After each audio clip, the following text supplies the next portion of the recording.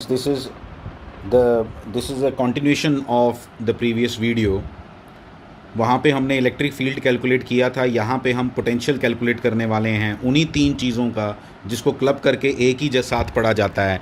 Solid conductor, hollow non conductor, तीनों का charge जो है वो सरफेस पे ही है, इसलिए हम कंसर्न्ड किसके साथ हैं? चार्ज के साथ। और एक बात जो पिछले वीडियो में आपको मैं बतानी चाहिए थी वो मैं आपको बता देता हूँ अभी। क्या? अगर कोई भी ये तीनों केसेस में हो जिसमें सरफेस के ऊपर चार्ज हो, तो you can treat this as the charge at the centre.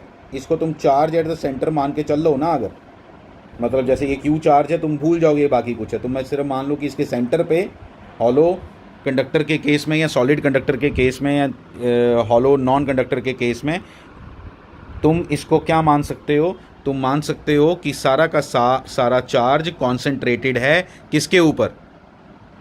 किसके ऊपर? सेंटर के ऊपर। मतलब इसको गायब कर दो। मैं आपको बताता हूँ क्या गायब करने का क्या मतलब हुआ। मतलब अगर ये एक हॉलो कंडक्टर है या सॉलिड कंडक्टर है, तीनों में से कुछ भी है, तो इन तीनों केसेस में आप ये जो क्यू चार्ज है इसको मान सकते हो, इसको गायब कर दो, इसको सारे को गायब कर सकते हो आप। मतलब इसको कैंसिल कर दो, इसको आप कैंसिल कर सकते हो, ये सारे को, इस सारे को कैंसिल करके इसको इमेजिन कर लो कि ये है ही नहीं। फिर क्या है इसकी जगह? सारा का सारा चार्ज सेंटर पे पड़ा हुआ है। सारा का सारा चार्ज सेंटर पे पड़ा है। कितना? वही कैपिटल क्यू। देख लो करके, इलेक्ट्रिक फील्ड निकालना हो तो वही आंसर। कितना आया था? के क्यू अपॉन आर स्क्वायर। देख लो। सरफेस पे निकालना हो तो कितना डिस्टेंस? आर, तो के क्यू अपॉन आर स्क्वायर। अगर इधर अंदर निकालना हो, अंदर होता ही नहीं, अंदर होता नहीं, वो तो याद रखना पड़ेगा ना, तो याद रखना पड़ेगा अंदर नहीं, अंदर इलेक्ट्रिक फील्ड ज़ीरो है। तो बाहर की कैलकुलेशन के लिए आप इसको क्या मान सकते हो? बाहर की कैलकुलेशन, अंदर की कैलकुलेशन के लिए नहीं प्लीज़, सिर्फ बाहर की कैलकुलेशन और सरफेस की कैलकुलेशन के लिए you can treat this as all the charge is concentrated at the centre. अब इसी के आगे मैं इसी लेवल पे प्रोसीड करता हूँ। देख, पोटेंशियल निकालना है।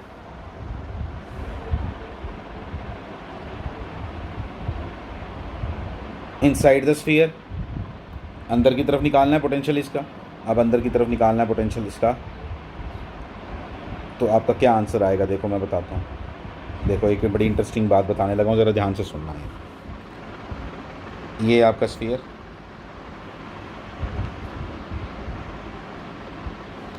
इसके अंदर आप कहीं पे भी निकालो, हर जगह पोटेंशियल कांस्टेंट है। क्यों? क्या अंदर इलेक्ट्रिक फील्ड ज़ीरो था? इलेक्ट्रिक फील्ड ज़ीरो होने का मतलब क्या? पोटेंशियल कांस्टेंट होता है। अगर पोटेंशियल कांस्टेंट है तो इसका मतलब ये जितने पॉइंट मैं बना रहा हूँ सब जगह पोटेंशियल कितना है? बताओ। सेम है। तो मैं क्या करूँगा? मैंने स्फीयर लिया, ध्यान से सुनना, ये स्फीयर लिया, इसके सेंटर पे निकाल लेता हूँ पोटेंशियल कितना आएगा, वही हर जगह होगा। मैंने इसके छोटे छोटे एलिमेंट काटे, D Q D Q D Q D Q D Q D Q D Q D Q D Q D, छोटे छोटे एलिमेंट काटे। ठीक है, इन सब का डिस्टेंस इसके साथ कितना है? पहले भी मैंने बताया हुआ है आपको पोटेंशियल निकालते टाइम, जब हम पोटेंशियल पढ़ रहे थे। ये सबका डिस्टेंस यहाँ से कितना है? आर। जब सबका डिस्टेंस आर हो, सारे चार्जेस भी इक्वल हैं, तो नेट चार्ज कितना है इसका? क्यू। तो सीधा आंसर लिख दो के क्यू अपॉन आर। ये पहले भी बताया, आप पोटेंशियल वाला वीडियो देख सकते हो, वहाँ पे आपको दोबारा दिख जाएगा। आपको थोड़ा सा याद भी दिला देता हूँ। एक स्क्वायर लेते थे हम, इधर हमने चार्ज लिया क्यू, इधर हमने चार्ज लिया क्यू, इधर हमने चार्ज लिया -2Q, इधर हमने चार्ज लिया +3Q। ठीक है, इस सेंटर पे निकालना था, सबका डिस्टेंस बराबर था, याद आया? लेट दिस डिस्टेंस भी a। ठीक है, सबका डिस्टेंस a मान लिया मैंने ये। ठीक है, ये वैसे हमने वहाँ कैलकुलेट किया, ये a कितने बराबर है। तो हम कैसे निकालेंगे? बड़ा सिंपल, कुछ भी नहीं, क्या करना है? नेट चार्ज कितना है? सबका डिस्टेंस बराबर है ना, जब सबका डिस्टेंस बराबर हो तो नेट चार्ज बोलो। तो नेट चार्ज कितना आया इसका? 3Q।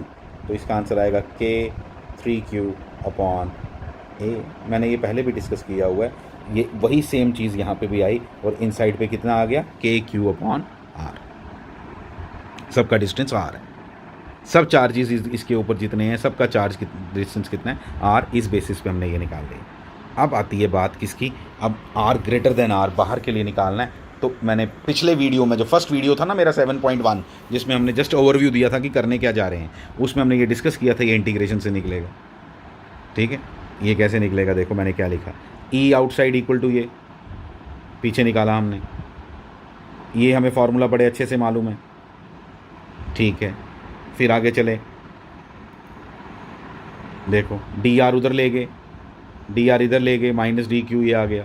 फिर मैंने क्या लिखा, वी आउटसाइड, इंटीग्रेशन की दो ऑप्शंस थी, या तो मैं लिमिट्स लगा लेता या तो मैं यहाँ लिमिट्स लगा सकता हूँ। सीधी बात आपको बताता हूँ, यहाँ पे अगर इंटीग्रेशन करनी हो तो यहाँ लिमिट्स लगानी थी। लिमिट्स कैसे लगाते हैं, when R is equal to infinity potential is equal to zero. बिल्कुल ये पता होना चाहिए एक जगह, when R is equal to infinity, यहाँ आर है, यहाँ आर है, डी आर है तो यहाँ आर है, तो R equal to infinity potential zero. When R is equal to R, V, तो यहाँ से वी आउटसाइड आ गया। ऐसे भी कर सकते हो आप, ऐसे करना चाहते हो ऐसे कर लेना।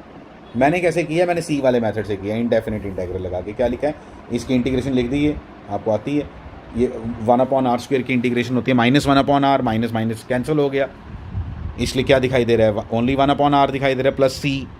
अब सी की वैल्यू निकालने के लिए आपको कोई एक कंडीशन पता होनी चाहिए, तब सी निकलता है, वो लिखी होगी मैंने, ये देखो लिखा हुआ। आप डेफिनेट इंटेग्रल लगा के भी कर सकते हो, जैसे मैंने अभी बताया लिमिट्स लगा के, व्हेन, अगर सी कंफ्यूज कर रहा है अगर आपको तो। ठीक है, when R equal to infinity, V is equal to zero. ठीक है, तो हमने क्या किया, इधर आर इक्वल टू इन्फिनिटी डाला, इधर वी इक्वल टू जीरो डाला, सी की वैल्यू निकल गई। ठीक है, आर इक्वल टू इन्फिनिटी देखो डाला, वी कितना होता है उस समय जीरो, तो यहाँ से सी कितना आ गया, किसी के डिनोमिनेटर में इन्फिनिटी हो तो आंसर क्या होता है, जीरो, तो सी कितना आया, जीरो, तो सी जीरो आ गया। वो फिर हमने डाल दिया सी की वैल्यू निकालने के लिए। ये जो काम किया ये क्यों किया, ये सिर्फ सी निकालने के लिए किया। और जैसे ही हम नीचे पहुँचे तो हमने वी आउटसाइड लिख दिया, क्या बन गया फॉर्मूला, के क्यू अपॉन स्मॉल आर। ये सब करने के बाद देखो आंसर वही आया जो हम एक्सपेक्ट कर रहे थे। अगर मैं उस को हॉलो को अगर यहाँ पे कंसंट्रेट कर लूँ और किसी डिस्टेंस आर पे अगर मैंने क्या निकालना हो, अगर किसी डिस्टेंस आर पे मैंने उसका पोटेंशियल निकालना हो इस पॉइंट पे, ठीक है, तो क्या होता था वो कि पॉइंट चार्ज, यही होता था, आया भी आंसर वही।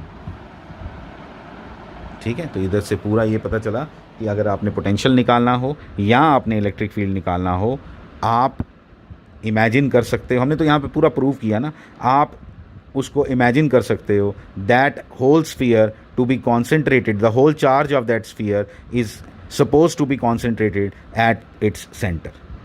तो पोटेंशियल भी निकाल लो, इलेक्ट्रिक फील्ड भी निकाल लो। ठीक है, थैंक यू।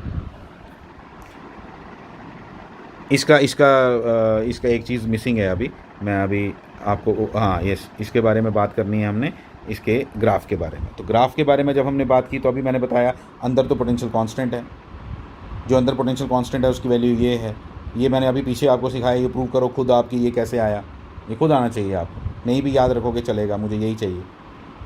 अभी पीछे किया हमने, यहाँ पे कांस्टेंट है, कांस्टेंट लाइन आ गई, ये अंदर अंदर तक, फिर उसके बाद इन्वर्सली प्रोपोर्शनल आर है, आर हो या आर स्क्वायर हो, आता हाइपरबोला ही है, तो ये इसका ग्राफ बन गया। आपको सब चीज़ें आनी चाहिए, ग्राफ्स के साथ आनी चाहिए, डायरेक्ट कई बार पूछी जाती हैं। Thank you very much.